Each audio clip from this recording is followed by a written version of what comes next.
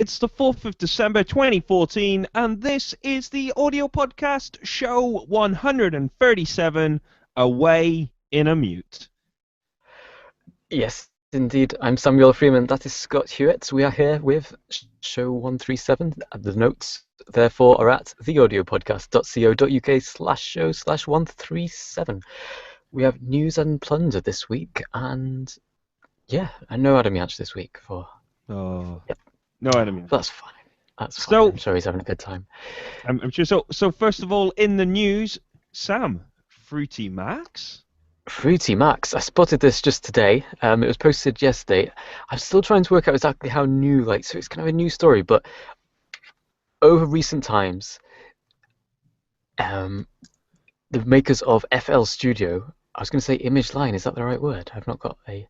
Yes, Image Line, have been experimenting with crossover wrapped beta versions of FL Studio running on OS X, which led to them having some issues with their own VSTs not working very nicely on there, so they decided to create their own Mac native VSTs of their plugins, and then that has then progressed to them working on a full port of FL Studio to OS X.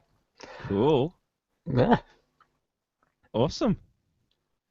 That'd be sweet, man. Everybody loves Fruity Loops, don't they? I'm saying let's just face it. Well, it's described as like the most popular DAW out there, which, maybe it is the thing with the most number of users. Who knows? I have to confess to having not used... I used Fruity Loops when it was Fruity Loops. I haven't used Fruity Loops since it became FL Studio. And people have assured me that the things I loved about it are still present, as in you can just grab a whole load of samples and just start putting kind of grooves together, which I hope is the case, because it's just so much fun to do that. Maybe. I should imagine so. I think it's... Yeah, I confess to not having used it for a long time. But, it's there. We ought not knock it. Oh, I don't think we knock it. We don't knock it, no. We always call it Fruity Loops. That's true. I've been making a really good effort today to call it FL Studio. And then I just went full speed with Fruity Loops. No, I'm sorry. But yeah, so it's not actually... I don't think it's actually been released yet. I think it's in... Is it still in beta? I couldn't find... I don't know. I don't think there's a release yet, but it's awesome. Something that is released, though, Steinberg have announced that they will be shipping Cubase Pro 8 and Cubase Artist 8 on the 8th of December. Ooh, on the 8th. There we go. Good for them. How about that? And so new things. First of all, obviously they've decided to make a big deal about the fact they've put Pro at the end of the name. They have like credible reasons as to why they have serious reasons as to why they've had Pro at the end, but I can't help but hope it was some sort of dig towards Logic, to be honest. But anyway, some cool things. There is loads of direct routing updates. They've completely redone the way that you route audio signals, which, let's face it, is great news. They've also got what they refer to as VCA faders, which essentially allows you to kind of group fader controls together like you could on they refer to an old analog desk, but in reality like you can on any kind of modern digital desk on its custom layer. So you can combine a whole set of faders together and then manipulate them all with one fader. So that's pretty cool, I thought. Yeah. And then you have the typical things. It's like there's a great kind of bar chart. I don't know if you've seen this one, Sam, where it's average ASIO load Cubase 7.5 and it's like a large thing, and then average ASIO load Cubase 8 and it's significantly smaller. So. Yep, I spotted that scrolling down, and if you on the release notes page, the what's new, if you keep going, you get to a display of wave meters, like with vertical scrolling of waves, which I remember several months ago when there was a large console hardware thing released for Nuendo, had this vertical scrolling thing on the meters, which I like that a lot. So nice to see that coming into Cubase Pro 8. It's cool. Like it's great, isn't it? I've always wondered, what do these people have to do to make you ever kind of consider crossing over the line and crossing between them? And I think many of our listeners will know that I'm really not attached to any of them. I find them all equally frustrating and annoying, and I tend to tolerate one for a bit and then switch to another one for a bit and things like this, which is, that's just how I act with these things. But it always seems to me that if you're a Cubase 7.5 user, then this is definitely for you.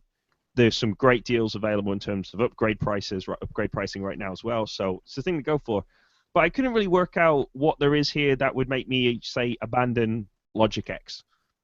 So, yeah. Other than the fact that obviously Logic X is Logic X. Anyway, Sam, I don't know if you've got any. You are our Cubase user, as we kind of jokingly refer to you as. I've definitely got a name as being that guy. But the last time I spent any serious time with a version of Cubase was version 5. So we're now 3 version numbers up. So, but yeah, I think that maybe it takes a lot for me to want to say, yeah, okay, it's definitely worth making the jump. In between, I've been using Reaper. I'm more of a Reaper user these days, but this actually looks good. I'd like to give this a try for sure. I could be brought back to the Steinberg way. Well, Cubase Pro 8 and its sibling version 8 Artist 8 require Windows 7 or 8 and also run on OS X 10.9 and 10.10. There you go. Okay. Ta-da! Shall we proceed onwards? Where it's the festive season, people are busy. They don't want the long, elongated, multi-hour show, though they're going to get one of those soon. So let's plow into the news. Native Instruments. Yep, they have a new tractor Control Z2, or is it a Z2? Z2, and it's on discount until the end of December. Hooray! £200 off. There you go. Full details online. How about Arturia? Any news from Arturia, our favorite French synth emulator? Well, yes, there is. They have their classic studio instruments. Is that a discount price, or is that just the price? I don't know. There's definitely a free demo of €400 to buy it now. And it's available on a USB rather than a pile of DVDs. I thought that was cool.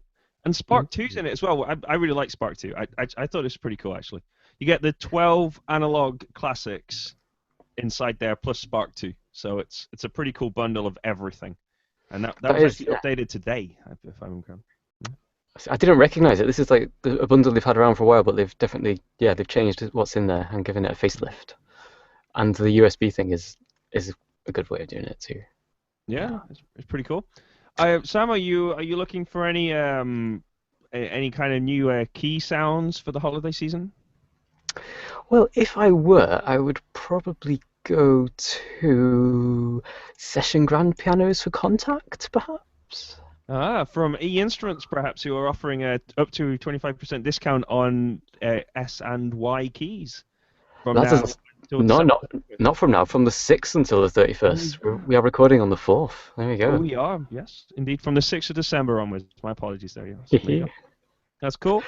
Now, you tripped me up for a moment then, because when you said that, well, you're probably true. You're probably correct and right in what you said. What you said was to do with 10.10 compatibility on the Steinberg product, which is absolutely right, but I thought it had conflicted with what we read. So that was version 8, which is coming out on the 8th, will be.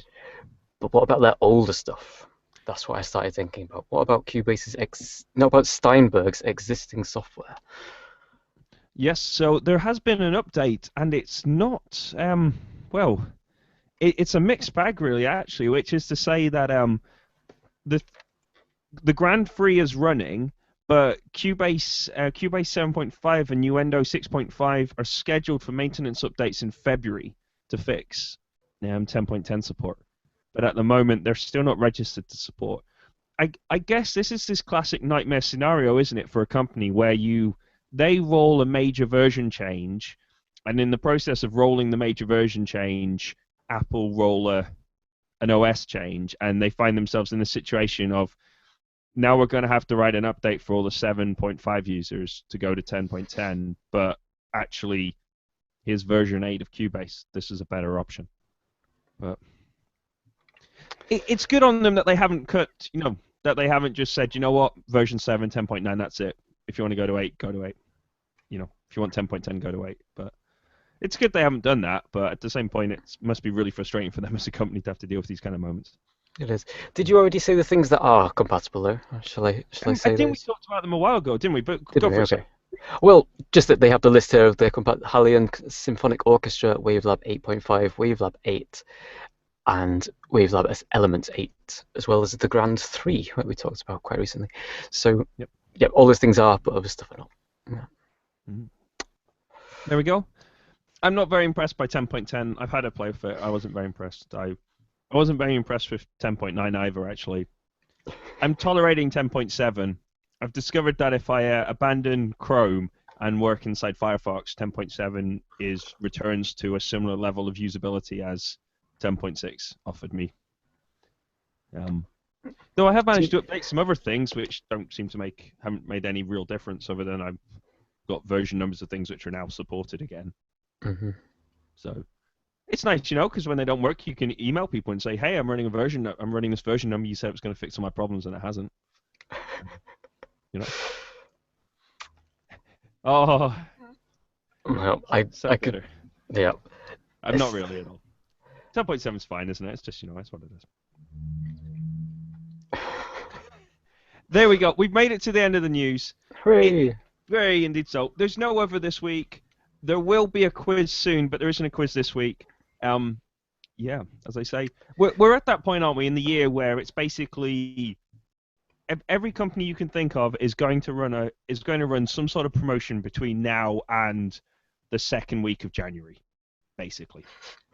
Like, there's some will be called holiday ones, and some will become Christmas ones, and every now and again somebody will just call it something completely crazy, and then we get that's what's going to happen, isn't it? And so the audio podcast will be presenting very soon the annual quiz. Yeah. Yeah. It will. And today's plunder actually has a previous quiz link in it, which wasn't intended, but that's how it worked out. So I posted this plunder, a video, ARG indeed, that was produced or created by Alan Blumlein back in the day when he was alive, which makes it pre-1940 something. Yeah, and so I started writing that we'd plundered about Alan Blumlein before, but then when I tried to put a link to the previous plunder, I found that it was not true, and that the only mention was in the quiz, where, as well as Alan Blumlein being the answer to a question, I then put in a plunder-like link to a British Library Sounds archive, where there's lots of Alan Blumlein recordings available. So I've reposted that link within this week's plunder, as well as an embed of this video, which is titled Walking and Talking. Awesome. Have you had a chance to watch this? I only posted it not very long ago. No, I haven't. No, I'm sorry. That's why I was very, very distant. That's all right. It's I think it's sub 2 minutes in duration, and it consists of people walking across a stage and whilst saying numbers, and it's got stereo sound. Cool. Yeah. Awesome stuff. I love it. That's awesome stuff. Well, there we go. So, yeah. Well, that's the show. Basically, we're done. Like, we've done news, we've done the plunder, we've told people there's going to be a quiz. You should start forming teams. Like, not a team to compete with other teams in the world, but, maybe locally to yourself. Like, do you want to prove that you know more about random bits of audio technology than other people you know? Do you want to be the local champion of the audio podcast quiz? In which case, you can declare yourself as these things however you wish, if you wish. But we will have the official quiz for soon. Is it soon? For soon. For soon. We're going to record it. We are going to record the official quiz. It will be here before, part 1 before Christmas, part 2 after Christmas. Is that what we decided, I think? Yeah. Yeah, there we go. Yeah. So will part 2 have the answers to part 1? Maybe we'll have part 3 with all of the answers to everything then. I think. Yeah, let's do it that way. Then if you only catch part 2, you've got time to go back. To do part 1, yes. Yeah. Awesome stuff. Cool. All right then. Well, with that decided, the audio podcast continues on its merry way towards the festive season. We are 1 week nearer to our unofficial Christmas holiday. Hooray for that. This has been the Audio Podcast, show 137, Away and a Mute. I'm Scott Hewitt. I've had a great time as always. I'm Samuel Freeman, and I'm thinking about that quiz. He's getting his quiz on. Goodbye. Bye.